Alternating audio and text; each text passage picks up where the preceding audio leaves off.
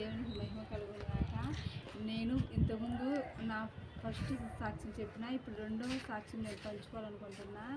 నాకు 2004 సంవత్సరంలో Nellore doctor Bolleni doctor అని ఆయన చూడంగా ఈ అమ్మాయికి గుండెలో హోల్ పడింది, ఆపరేషన్ చేయాలా అని అన్నారు. 2025లో అప్పుడు కడపకు జేఎస్ రంజన్ కలెక్టర్ నాకు సరిగ్గా చెప్పడం రాదండి. ముందు ఎనికి ముందు చెప్తా, నాకు ఎలా చెప్పడం కానీ మీరే అర్థం చేసుకోవాలా. మనకు సీఎంగా ముఖ్యమంత్రి వైఎస్ రాజశేఖర రెడ్డి హయాంలో అప్పుడు కడప కలెక్టర్గా జేఎస్ రంజన్ ఉన్నాడు. ఆయన అప్పుడు పెట్టిండు 12 సంవత్సరాల వయసు పిల్లలకు ఫ్రీగా ఆపరేషన్ చేస్తామని అప్పుడు స్టార్టింగ్లో అట్లా పెట్టిండ్రు. అప్పుడు మేము కూడా పోయినాము, ఇట్లా ఫ్రీ గవర్నమెంట్ తరఫున పోయినాము. పోతే వాళ్ళు మాకు హైదరాబాద్కు రాసిండ్రు, అపోలోకు. అక్కడికి పోతే బెడ్లు ఫుల్ అయినాయని ఎనికి పంపించేసిండ్రు. మేము చాలా బెదిరికము. అట్లాంటిది ఆపరేషన్ చేయించుకోవాలంటే మా కాడ స్తోమత లేదు, ఏం లేదు. మళ్ళా రెండోసారి చీటీ పంపించిండ్రు, రండి చేస్తామని చెప్పి. మళ్ళా మాకు తెలిసిన మేడం, పెద్ద మేడం డాక్టర్ ఆమె పద్మావతి మేడం అని, మా నాన్న ఐసమ్మ తాట్లిట్లో ఉన్నాడు. ఆ మేడం కాడికి పోతే ఆ మేడం ఎంత కావాలంటే మా నాన్న సరిగా భయపడితే అడగలేక 1000 అడిగిండు. శుక్రవారం పొద్దు ఆమె ఇచ్చింది. మళ్ళీ మా అన్న, రెండో అన్న, సెకండ్ అన్న అప్పుడు మ్యారేజ్ కాలేదు, ఆ అన్న కూడా నాకు సపోర్ట్ చేసిండు, మా కుటుంబం అంతా సపోర్ట్ చేసిండు. అప్పుడు మళ్ళీ మేము హైదరాబాద్ పోయినాము. అక్కడికి పోయినాక మళ్ళీ వాళ్ళు చేర్చుకోవడానికి ఏయో చెప్తున్నారు. మేము ఆల్రెడీ ఒకసారి పోయిచ్చినాము. ఇంకా మళ్ళీ వచ్చి రావడానికి మళ్ళీ పోవడానికి మా కాడ ఖర్చులకు లేదు, ఏం లేదు. అందుకని మాకేం చేయాలని అర్థం కాక మేము అలానే మొండికేసుకుని కూర్చోండాము. ఇంకా వాళ్ళను వీళ్ళను సూపర్వైజర్లను వాళ్ళని వీళ్ళను అడుగుతున్నాము. మా నాన్న అయితే ఏడుస్తున్నాడు, అమ్మ మళ్ళీ పోతే రాలేమమ్మ, మా కాడ లేదమ్మా అని. మా అమ్మ కూడా అట్లనే ఏడుస్తా వాళ్ళని అడుగుతుండేసరికి అప్పుడు మేము యేసుప్రభువును నేను నమ్మలే, మా వాళ్ళు ఇప్పటికీ నమ్మలేదు. అప్పుడు నేను నమ్మలే, నాకు తెలియదు. కానీ వేరే ఒక అతన్ని పట్టుకుంటే ఆయన ఏమన్నాడంటే సరేనమ్మా అని చెప్పి ఒక హాల్ అట్లా ఇచ్చిర్రు మాకు. అక్కడికి పోయినాక మాకు సార్ డైలీ వస్తూ ఉంటారు చెకప్ అట్లా చేయడానికి. వస్తుంటే ఈ ఆపరేషన్లకు అట్లా ఇట్లా టైం ఇచ్చిపోతుంటారు కొందరు ముందుకొని. నా దగ్గరికి వచ్చేసరికి ఆ సారు విదేశీ ఏదో అమెరికాకో ఎక్కడికో పోయి రావాలా అన్నాడు. మూర్తి సారు, అనిల్ సార్ అని అపోలో హాస్పిటల్లో అప్పుడు బాగా మంచి డాక్టర్లు ఉన్నారు. కానీ మా నాన్న ఏమన్నాడంటే, అమ్మ నీ ఇష్టం అమ్మ, మా కాడ ఇంకా తిండి తిన్నాటికి కూడా మా కాడ లేదు చేతిలో, సార్ వాళ్ళు అక్కడికి పోతున్నారంట అని మా నాన్న బయట ఇన్ఫర్మేషన్ కనుక్కొని నా కాడికి వచ్చి చెప్పిండు. ఆయన చెకప్కు నా దగ్గరికి వచ్చిండు డాక్టర్, పెద్ద డాక్టరు. నా దగ్గరికి వస్తే ఆయన చూస్తా పోతాంటే నేను ఏడ్చిన. సార్ ఎందుకు ఏడుస్తాను అమ్మ అని అన్నాడు సారు. సార్ ఇది సార్ మా పరిస్థితి, ఓసారి వచ్చిపోయినాము, మళ్ళీ రెండోసారి ఇట్లా ఇబ్బంది పడినాము, ఎట్నో అట్లా చేర్చుకున్నారు. మీరు అక్కడికి పోతే ఇంకా నాకు మా అమ్మ వాళ్ళకి ఫుడ్ కానీ లేస్తా ఇబ్బంది పడుతున్నారు, మీరు అక్కడికి ఆపరేషన్ పోతారంట, ఈసారి పోతే మేము రాలేము సార్ అని ఏడ్చిన. అప్పుడు ఒక రకం చిన్న పాపను కాబట్టి సార్ కూడా కరిగిపోయి, సరేలమ్మా మీ నాన్న వాళ్ళకు ఫుడ్కి ఏ ఇబ్బంది లేదు, మీకు కూడా ఏమి ఇబ్బంది లేదు, నేను కంపల్సరీ పోయి రావాలా, అంతవరకు మా వాళ్ళకి మేము చెప్తామని చెప్పి 1 వారం గడువు తీసుకొని పోయి వస్తాను, ఎమ్మటే నీకే చేసేస్తాను ఆపరేషన్ అని అన్నాడు. ఆయన సరేలే సార్ అని చెప్పి థ్యాంక్స్ చెప్పి ఇంకా పడుకున్నా నేను. సార్ వెళ్ళిపోయిండు. మా నాన్న వాళ్ళకి ఆ విషయం చెప్పిన. సార్ మా నాన్న సంతోషపడిండ్రు. మా నాన్న వాళ్ళకు కూడా వాళ్ళే ఫుడ్ ఇస్తున్నారు, వాళ్ళ తరపునే నాకు కూడా ఫుడ్ ఇస్తున్నారు పేషెంట్ని కాబట్టి.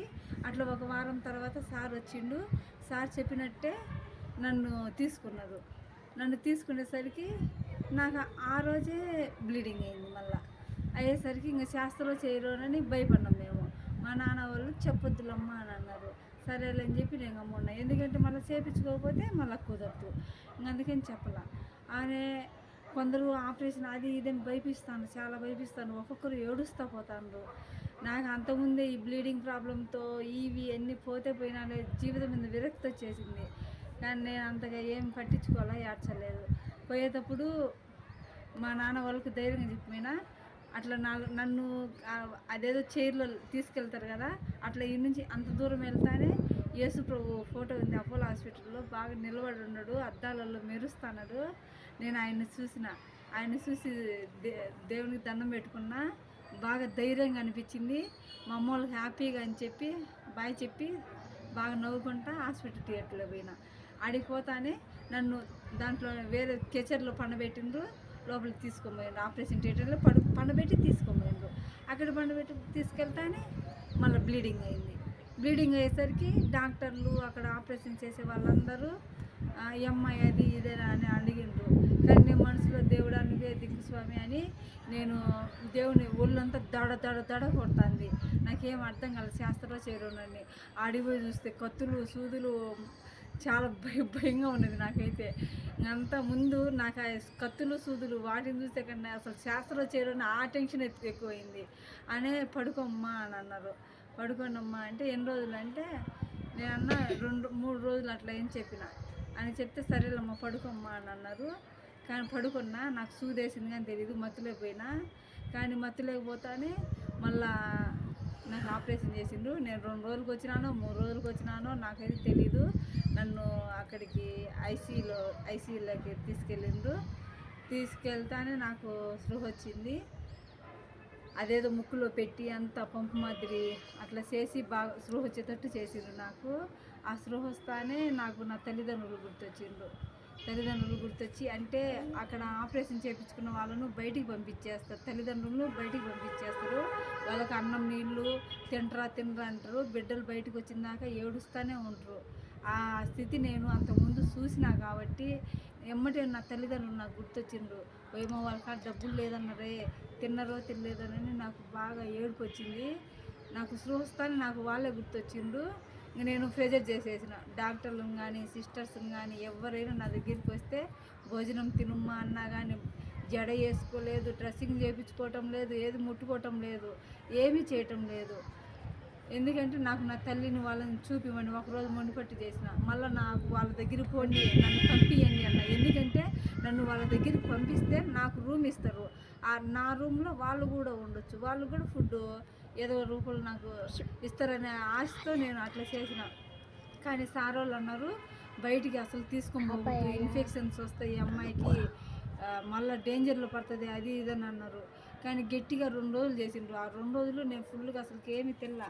ఇంకా 3వ రోజు అన్నారు బయటికి పోతే తింటావా అని అన్నారు. తింటా సార్ అన్న. ఎందుకంటే బీదవాళ్ళ పరిస్థితి వాళ్ళకి తెలియదు కదండి. అక్కడ సిస్టర్స్ అంతా నన్ను అయితే ఇట్లా గిచ్చడం అంటే ఇట్లా చేసిండ్రు, జుట్టు పీకడం అట్లా అని సరేలే అనుకున్నా. మళ్ళీ 3rd రోజు నన్ను బయటకు పంపిస్తానని తెలిసి వాళ్ళతో బాగా కుశాలుగా నవ్వుతా హ్యాపీగా అట్లా ఇట్లా ఉండేసరికి వాళ్ళు ఇట్లనే ఉండొచ్చు కదా నువ్వు ఫస్ట్ నుంచి అని అన్నారా. సరేలే అనుకొని నేను వాళ్ళకి వస్తా బాయ్ చెప్పి మంచిగా మాట్లాడి వాళ్ళు కూడా నాతో మంచిగా ఉండి నాకు ముద్దు పెట్టినట్లే చేసిండ్రు. మళ్ళీ బయటికి బయటికి వస్తానే నాకు రూమ్ ఇచ్చేసి మళ్ళీ సార్ వాళ్ళు అన్నారు మా నాన్నకు ఒక్కరికే పార్సెల్ ఇస్తాము, ఇద్దరికి ఇవ్వలేమన్నారు. నాకు మా నాన్నకు ఒక పార్సెల్ అయ్యే వాళ్ళు సర్దుకొని ఒక పార్సెల్ నాకు ఇచ్చిన భోజనం కూడా కొంచెం వాళ్ళకి పెడతా. మా అమ్మ ముగ్గురం తింటాను. రూమ్ ఇచ్చిండ్రు. ఆ రూమ్లోకి పోయినాంచి నాకు ఎక్కువ జ్వరం వచ్చేసింది. ఎంతో బలహీనంగా పడిన. ఇట్లాంటి విషయాలు ఉంటాయని వాళ్ళు నన్ను రూమ్లో ఉంచుతామన్నారు. ఇంకా వాళ్ళు చూసుకున్నారు, ఒక 4-5 రోజులు అట్లా చూసుకున్నారు. ఇక్కడంతా సన్న గుళ్ళు వచ్చింది పండుకొని ఎందుకులేండి అట్లా సిచ్యువేషన్లో నాకు ఆ దేవుడు అట్లా సహాయం చేసిండు. క్షేమంగా ఆపరేషన్ చేయించుకొని ఇంటికి వచ్చిన. ఇప్పటికి కానీ జీవితాంతం మాత్రలు అట్లా మింగాలన్నారు. ఇప్పటికి కానీ మళ్ళీ 2nd వాల్వ్ మూసపోయిందని అన్నారు. ఇప్పుడు కూడా నేను ఎక్కడికైనా నడిచినా గస్ వస్తుంది, ఆయాసం వస్తుంది, అన్నీ వస్తాయి. మళ్ళీ ఎప్పుడు ఆపరేషన్ చేయాలి అని అంటాను, ఎప్పుడు చేస్తారో మనకు తెలియదు. కానీ అట్లాంటి స్థితిలో దేవుడు నేను ఎరుక్కపోయినా కానీ నన్ను దేవుడు ఈ బిడ్డ నాకు అవసరమని నాకు నా తల్లిదండ్రులకు ఎంతో సహాయం చేసిండు. ఇంకా నా సాక్ష్యం ఎంతో ఉందండి. ఒక్కొక్క సాక్ష్యం చెప్పుకుంటా. దేవుడు ఈ సాక్ష్యం దీవించును గాక. మీ మనసులు కూడా తెలిసి దేవుడు మీకు తోడై ఉండును గాక. ఆమేన్.